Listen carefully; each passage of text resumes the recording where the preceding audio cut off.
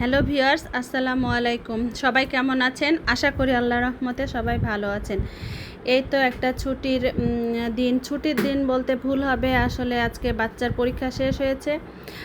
এজন্য বাচ্চা বায়না করলো যে আজকে একটু বাইরে ঘুরতে যাবে। তো ঠিক আছে, আজকে তাহলে ওকে বললাম যে তোমাকে আজকে তাহলে বাইরে ঘুরতে নিয়ে যাব। এজন্য আমরা চলে আসলাম বাইরে ঘোরাফেরা করার জন্য, আর একটু খাওয়া দাওয়া করে তারপরে বাসায় যাব। তারপরে এই যে আমরা বের হয়ে গিয়েছি, বের হয়ে আমরা এই জায়গাটা অনেক সুন্দর, এখানে আমরা প্রায় সময়ই আসি।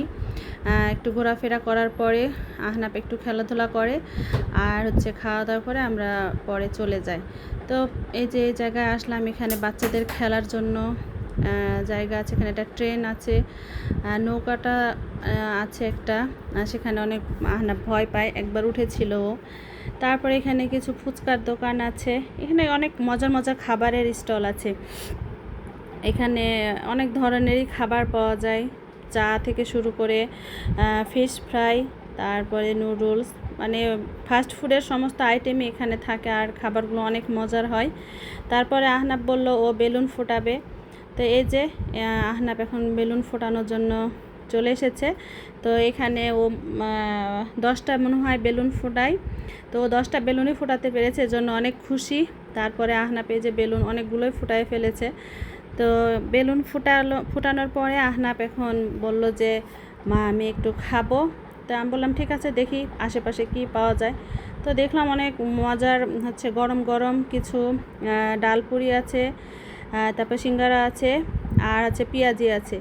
তো এখানকার খাবারগুলো বরাবরের মতো অনেক মজা হয়। তো আমরা নিয়ে নিলাম, যেহেতু আমরা বিকেল টাইমে গিয়েছিলাম, সেভাবে ক্ষুধা পাইনি, তো অল্প অল্প করে একটু নিলাম।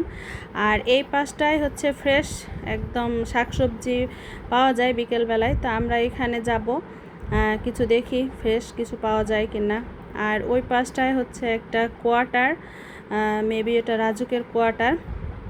তারপরে যে আমরা এদিকে দেখতেছি আসলে ফ্রেশ কোন শাকসবজি, মাছ, তারপরে আরও গরুর দুধ, অনেক কিছু এখানে পাওয়া যায়। তা আপনাদের সাথেও শেয়ার করছি। এই যে দেখেন, এখানে এই খালাগুলো অনেক টাটকা টাটকা শাকসবজি নিয়ে বসে আছে। দামটা রিজনেবলই ছিল এখানে। আর সবচেয়ে বড় কথা যে এগুলো একদম মানে ফ্রেশ, কোনো পানি দেয়া না, কিংবা যে আগের দিনের সবজি না, একদম বাগান থেকে উঠায় নিয়ে আসে ওনারা করছে। এখানে হাঁসের ডিম, মুরগির ডিম, তারপরে গরুর দুধ, করলা, টমেটো, পুঁই শাকগুলো মেবি 40 টাকা কি 50 টাকা মতো ছিল। তারপরে কুমড়ো শাক, তারপরে যে কলার, এটা পেয়ারা, সব কিছুই ছিল। তা আমি এখান থেকে কিছু শাকসবজি নিলাম। নেয়ার পরে যে ওই পাশটায় দেখার জন্য গেলাম যে ওখানে কি আছে। তো ওই পাশে দেখলাম যে আপনার কিছু মুরগি আছে, দেশি মুরগি। তারপরে দেশি মুরগির পরে কি যেন দেখলাম আরেকটা ওই পাশটায়। তারপরে আমরা ওই পাশে চলে যাব।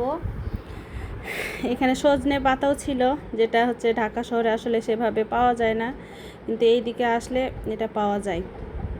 কুমড়ো শাকটাও ফ্রেশ ছিল। আর এই যে মামা আমাদের ধরে ধরে দেখাচ্ছে যে এখানে এটা মাচার, আর এটা মাচা ছাড়া পুঁই শাক। তারপরে এই যে ভিউটা আপনাদের সাথে শেয়ার করলাম। দেখেন অনেক সুন্দর সুন্দর এখানে ফ্রেশ জিনিস পাওয়া যায়। আর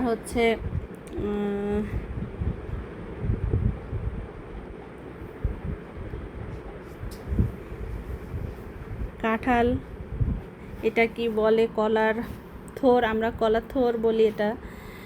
আর চামকচু শাক আছে, ড্রাগন ফল, কলা, পেঁপে, সব কিছু মোটামুটি ফলগুলো, সিজনাল ফলগুলো অনেক ভালো ছিল, টাটকা ছিল। শাপলা ফুল ছিল, কচুর লতি, এগুলো আমরা আমাদের এলাকায় পাই, কিন্তু সেরকম ফ্রেশ থাকে না। আর এই যে একটা ঘোড়ার গাড়ি দেখতে পেলাম, যেটা আহনাবকে দেখালাম যে দেখো, ঘোড়ার গাড়ি তো আমরা সচরাচর দেখতে পাই না এখানে। আর এই পাশটায় সরিষার তেল ভাঙাচ্ছিল, আর আহনাব একটু বাদাম খাবে, সেজন্য একটু বাদামও নিলাম। বাদাম খেতে খেতে আমরা এখন নার্সারির ওই পাশটায় যাব। এখানে অনেক ফুলের গাছ আছে, তারপরে নার্সারির পথে যেতে যেতে আহনাফ আবার বললো যে একটু ঝালমুড়ি খাবে, এই যে ও আবার একটু ঝালমুড়িও নিয়ে নিল। তারপরে হচ্ছে এই যে এখানে হচ্ছে কিছু দেশি মুরগি ছিল, মেবি এগুলো 600 কিংবা 700 টাকা কেজি চাচ্ছিল। আর এই যে সবচেয়ে ইন্টারেস্টিং খাবার হচ্ছে এগুলো, যেগুলো আমি ছোটোবেলায় আব্বার সাথে হাটে গিয়ে এগুলো নিয়ে আসতাম, যেটা অনেক বছর আগে হঠাৎ করে দেখতে পেলাম। আর এই পাশটায় হচ্ছে ফুলের গাছ, ফলের গাছ, অনেক ধরনের গাছ আছে। এগুলো সমস্তগুলোই হচ্ছে নার্সারির মধ্যে আমি একটু যাব, কারণ আমার গাছের জন্য, আমার বেলকনির গাছের জন্য একটু জৈব সার প্রয়োজন। সেজন্য আমি খুঁজছিলাম যে কোথায় একটু ভালো জৈব সারগুলো পাওয়া যায়। তো খুঁজতে খুঁজতে আমি এই যে একটা নার্সারির মধ্যে আসলাম। তো ওনাকে জিজ্ঞেস করলাম যে আছে কিনা, তো উনি বললো হ্যাঁ আছে। পরে আমি একটু ওনাদের ওখানে গিয়ে একটা জৈব সারের প্যাকেট নিলাম, কারণ আমার বেলকনির গাছগুলো সার দেওয়ার সময় হয়ে গিয়েছে। আর আমার কিছু সবজি গাছে সবজিও চলে এসেছে। তো এখন আমার জৈব সার দেওয়া প্রয়োজন, এই জন্য আমি একটা জৈব সারের প্যাকেট নিব। তো এখানে কিছু অর্কিড গাছ দেখতে পেলাম, ভাবলাম আপনাদের সাথেও শেয়ার করি। এই যে এখানে অর্কিড গাছ, বিভিন্ন ধরনের অর্কিড গাছগুলো আছে, দেখেই সুন্দর লাগছে। কিন্তু আমি আসলে আজকে গাছ নেওয়ার উদ্দেশ্যে যাইনি, সেজন্য আমি আজকে আর গাছ কিনলাম না। পরে হচ্ছে আমি সার নিয়ে এই পাশটায় চলে আসলাম। ততক্ষণে হচ্ছে অনেক স্টল ওপেন হয়ে গিয়েছে। আমি আসলে আসছিলাম যখন, তখন সবগুলো এত ওপেন হয়নি। তো এখানে দেখলাম অনেক ধরনের মাছ, তারপরে যে এখানে বারবিকিউ করার জন্য ওনারা কয়লা গরম করছে, চিকেনগুলো ওরা রেডি করতেছে।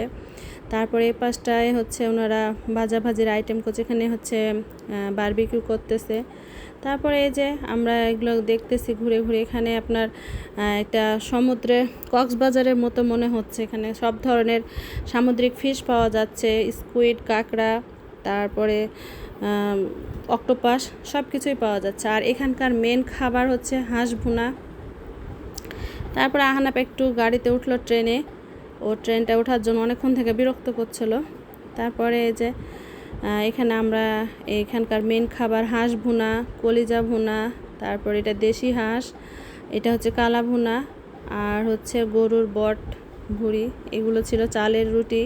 তা আমরা চালের রুটি নিলাম, একটা হাঁস ভুনা নিলাম, আর হচ্ছে 2টা চাপটি পিঠা নিলাম, যেটা আহনাপ পছন্দ করে, চাপটি পিঠা।